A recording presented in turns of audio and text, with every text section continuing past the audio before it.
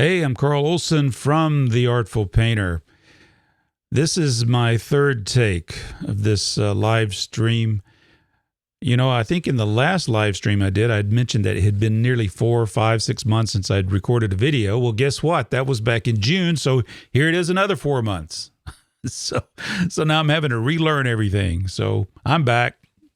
It's been busy. The reason I've been gone is, I was gone. I did a lot of travel this year. My wife and I did some volunteer work. We also had parents to take care of, which, you know, we who we love and we do want to take care of. Let's see. Sand Dollar Studios says hi. So hi back.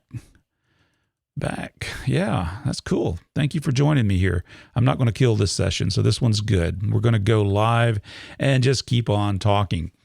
One of the things that's been exciting for me this year is I've painted 30 paintings. I've done over 30 paintings. Good, not tiny ones, but the smallest is 12 by 12, and the largest has been 3 foot by 3 foot.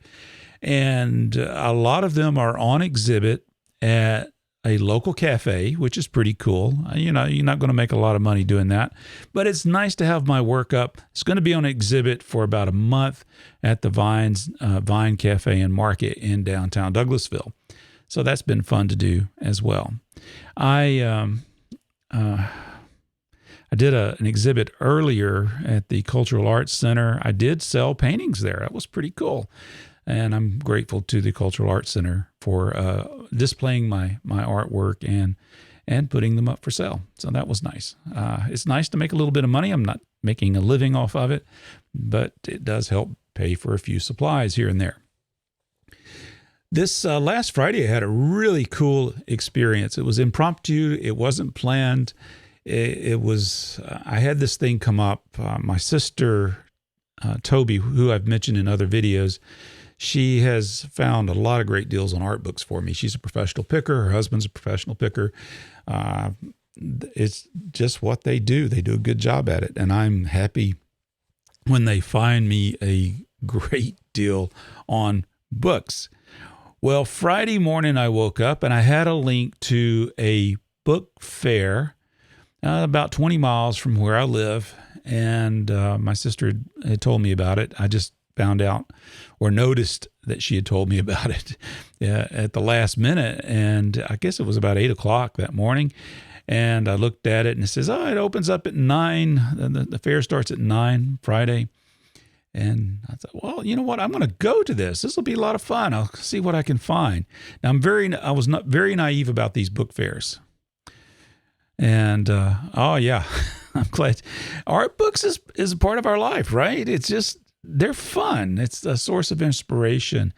So I agree with you, Sand Dollar Studio. I love art books too. Yeah, I do too. So I'm going to tell you how you can get more art books super, super cheap. Okay. And this was an amazing experience. It was exhilarating and it was frustrating. So I get this link to a book fair. It's one that is hosted by the Cobb County Public Library System. Evidently, twice a year or so, they will have a book fair where they unload all their old books at ridiculously low prices so that they can buy new books for the library. So this is a nice little program. In the Cobb County Library System, it's a large library, so they have a lot of books. So I go. It opens at 9. I figure, that's great. I'll spend the morning there. I get there about 20 after 9 or so and go in, and the place is jam-packed. Oh, my goodness. Oh, my word. It was loaded with books. Tens of thousands of books is what it looked like to me. And wouldn't you know, the books that were the most popular was the section on art. They had a couple of great big tables with books on top and also under the bottom in boxes. And at 20 after 9, a lot of the good ones were gone. I couldn't believe it. It was kind of like, I don't know. Remember when Tickle Me Elmo came out? It was kind of like Black Friday. at Walmart for Tickle Me Elmo. That's the way it was in this book fair, it seemed like. And so a lot of the good ones were gone. There was one guy, he was a professional. He was getting these books so he could sell them on eBay. And he shows me his books. And I realized at that time, I think, oh, this must be a tactic to slow me down so that somebody else that's working with him can get more books. I don't know. I'm being paranoid now. But he showed me these great big boxes that he'd already pulled. Now, this is 20 after 9, okay? It only been open 20 minutes, and he's done got all these big boxes, and he pulls one out and says, oh, yeah, this one's going to be $300 on eBay. Here's another one that's going to be $200 on eBay. Great. And then there was a woman there. She had a great big box, and she was pulling every book on art techniques, making art, okay? Which is what I was interested in. I was hoping to find a few of those, along with art appreciation and art history. But I thought it would be cool to find some old vintage art technique books. But she was grabbing them. She was grabbing them. I happened to see one on drawing, and I reached for it and pulled it out. And I think she was rather perturbed at me that I'd pulled that book out. So it went in my box. So there. I got my drawing book. She done picked everything that was decent there. So that was kind of frustrating. So anyway, where was I? Oh yeah, I still managed to get a bunch of books. And here's the thing: this book fair, they're 50 cents a piece, and for paperbacks, and they're $1 for hardbacks. I'm talking big hardbacks or small. It doesn't matter what size they are. They're all $1. And that's incredible. Let me show you. I'm going to show you something I got here, okay? Pardon me. This thing must weigh 15 pounds. I got it upside down. Okay, there. Actually, this is my favorite book of the show that I got. Is this one on Edward Hopper. It's got huge reproductions in it. And that's what I love about these big books. They're unwieldy, but they got big pictures of paintings. And this one's a great one. Hey, Lori G. It's good to see you on the stream here. Yeah. And Sand Dollar, she says, I remember the Elmo craze. It was nuts. Absolutely, it was. It was totally nuts. And that's the way these book fairs are. But anyway, this book, $1. $1, okay? Got to show you another one. Oh, God, this one weighs 20 pounds. Raphael. You can see how thick that book is. And it's an older book, but it has beautiful reproductions in it as well. So $1. That's all it was. I got another one. Hold on. I'm sure Mr. Bean would be proud to have this book, Whistler, a retrospective. It's a good sized book too, so I got that. It was just $1. One more. Hold on. Oh. I love this book about Michelangelo. It is huge with great big print. And as you get older, that becomes more and more important to be able to see. A great book. So now I've shown you $4 worth of books, and it must weigh close to 50 pounds. So it's a great deal. It's really, it was, even though, the professional pickers had come in and pretty much got all the good stuff, there were still some good things to get, which they were looking for things that they could resell at a high value. And that doesn't always equate to the book that is the most interesting to me. For example, I got this book, The Essential Constable. I don't know that there's any non-essential constable, but anyway, this is a nice volume. So I was able to pick that up for $1. I love the American West and the art that chronicles the American West. And so here's one that's called American Frontier Life, Early Western Painting and Prints, $1. Okay. This is a beautiful book here. This is paperback, so it was only 50 cents. Winslow Homer, and it's a quality book. Winslow Homer and the Critics. Hey, Ken from South Africa. That is so cool. No, I hope I don't mean to make you blue. Oh, yeah. Well, you know how thrift books get these books. Their books come from these library fairs. That's where they're coming from. And then they put those impossible to remove stickers on them. I stopped buying from thrift books. I got really perturbed with them. But anyway, they're getting them from the libraries, the public libraries. That's where they're getting a lot of their inventory. So, yeah, it is a pain when you live someplace that the shipping is tough. This is a book, The Art of Responsive Drawing. I got $1. I got this book here about Paul Klee. I was inspired. I was in the 5th grade. I had my 5th grade art teacher. Her name was or is Michelle Pfeiffer. I think it was Michelle. Well, she was Miss Pfeiffer to us, and she was a good teacher. And I know she probably wondered whether we were getting it. And I admit, when I was in that class, I wasn't really interested in art history at that time. But I remember her exposing us to Paul Klee, Picasso, the Impressionists, and other artists. And believe it or not, it stuck with me. I remember that. And I remember her talking about Paul Klee. That was in her class. And about 3 years ago, my wife and I went to Vienna, and I went to the Albertina Museum, and they had an exhibit there about Impressionism to Modernism or something. I forget the title of I'll have to do a video on that sometime. But they had a Paul Klee in their exhibit, and that was pretty cool to see. I love the illustrators.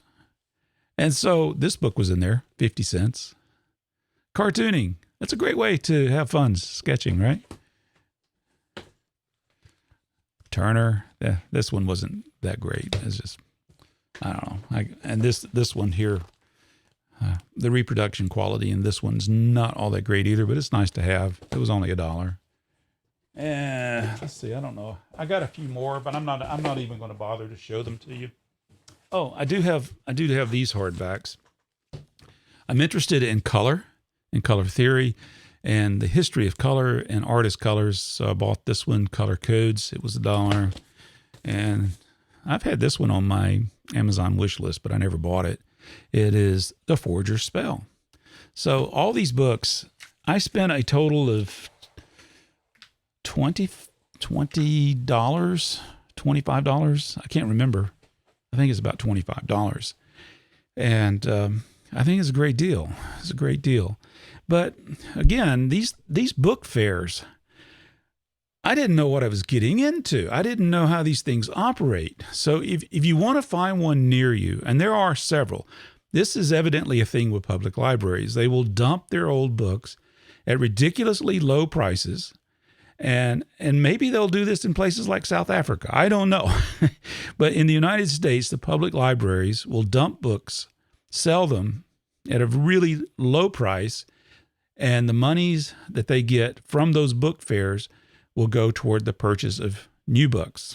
And a lot of times, it's not just their inventory, but it's also people are donating to the library for the sales. So some of these may not have necessarily been in the library itself, but they were donated for the cause of the sale. So it's good for the libraries. But the bad thing is the pickers, the professional pickers have ruined it for everybody. I'm just a collector. I'm not a picker.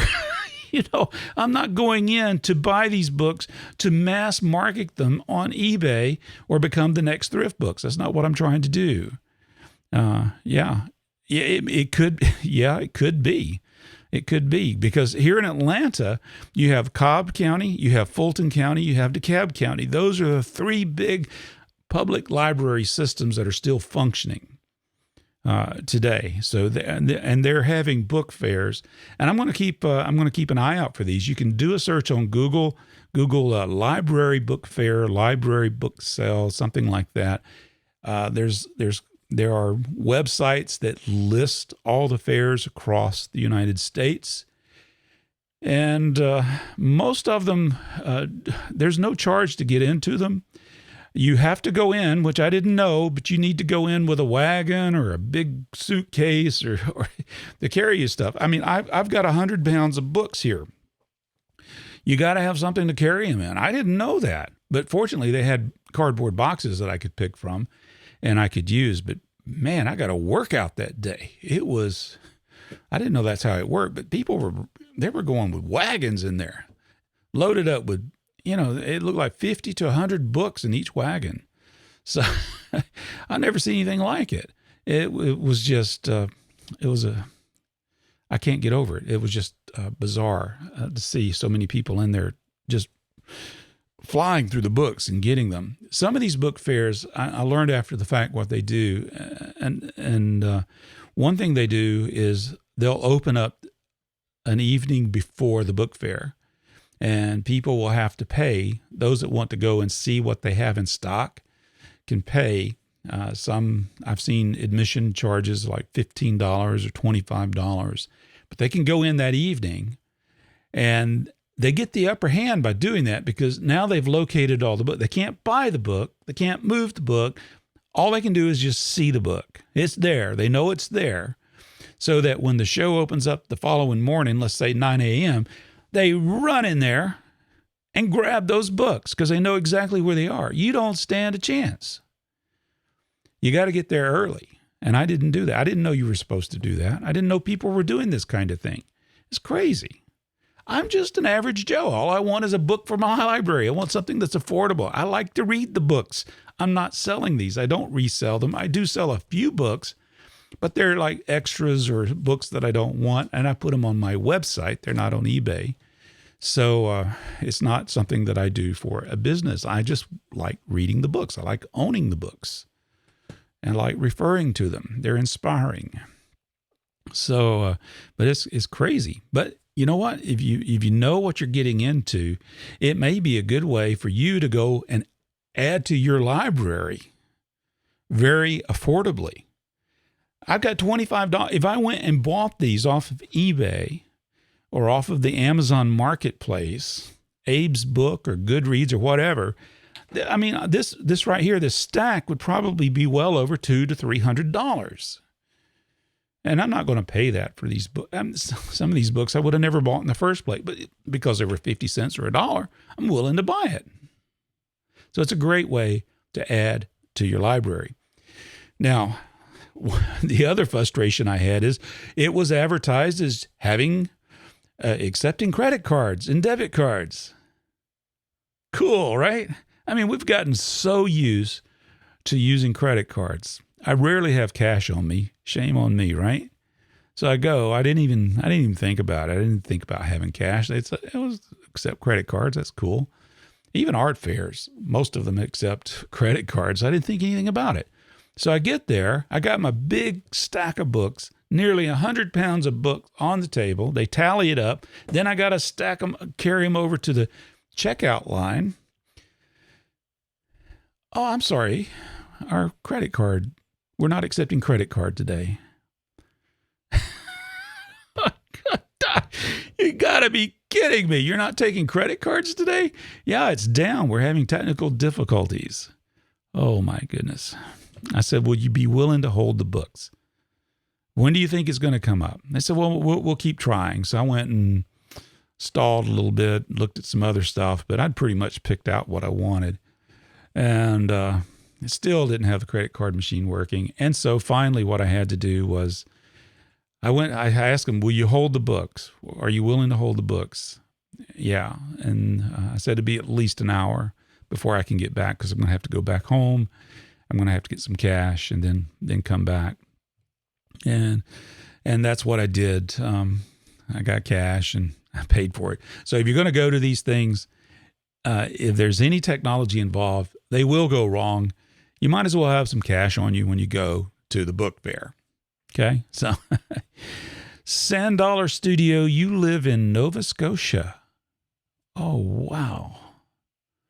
Wow, that is so cool. You know, back in 2013, I think it was,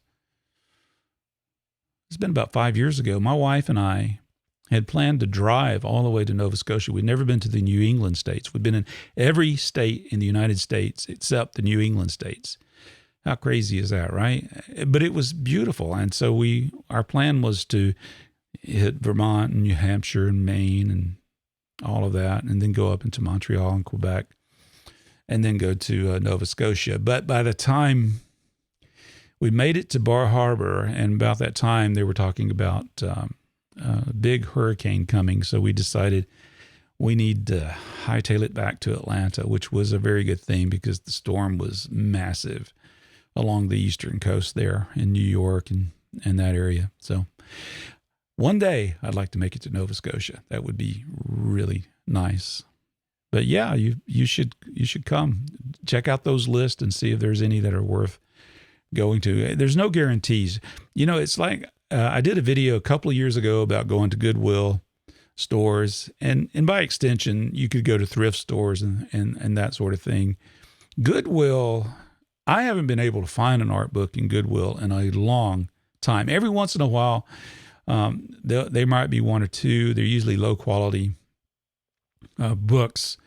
I think Goodwill has really wised up to the used book market because it seems like they pull their art books and they put them on eBay, and not at Goodwill prices either. I mean, they're still not bad prices. I've actually bought a few from Goodwill on eBay, but they're considerably more than what you would buy in the Goodwill store. I think in Goodwill, I'm rounding up the numbers, but the paperbacks might be like $2 and the hardbacks are $3, which still isn't bad, but I think Goodwill is wised up on that.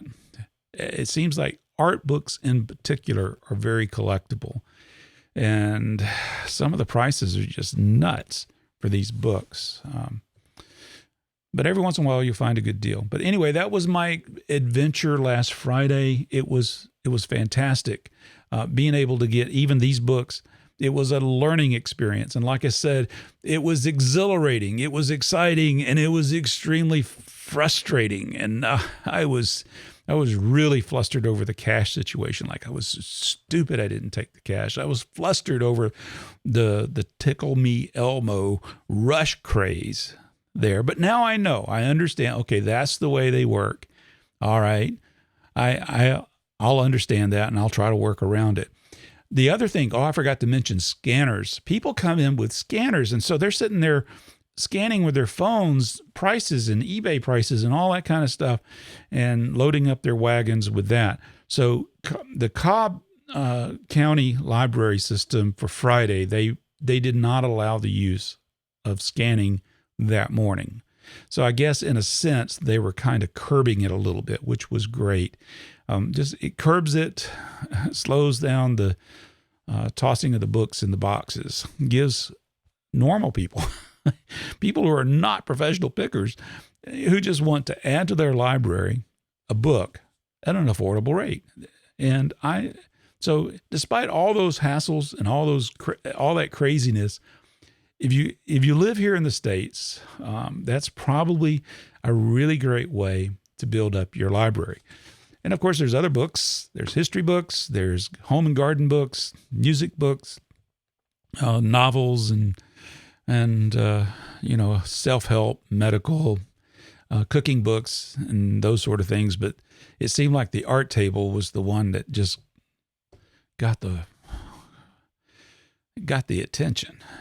So much to my chagrin. I hope you enjoyed that little story there. So that's my story about going to a library book fair. Hopefully it'll help you out and you can get some great deals on art books as you build up your own library. Yeah, so you don't have anything like Goodwill Yeah, Goodwill is actually a good system here. They create the stores. It's very affordable.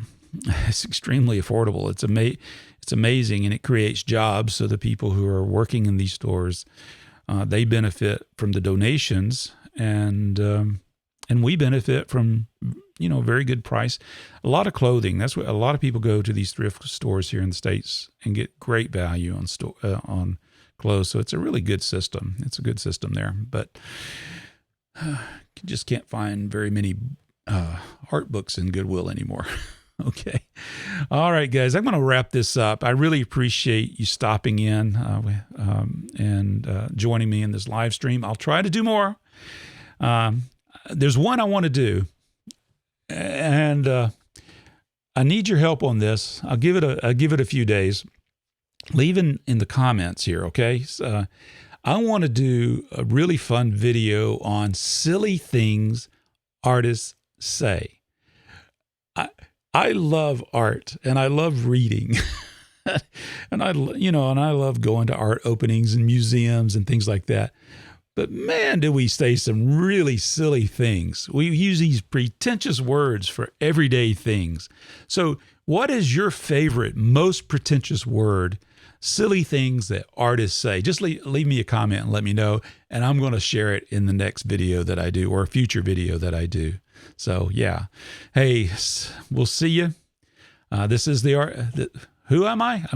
Yeah, this is Carl Olson with The Artful Painter.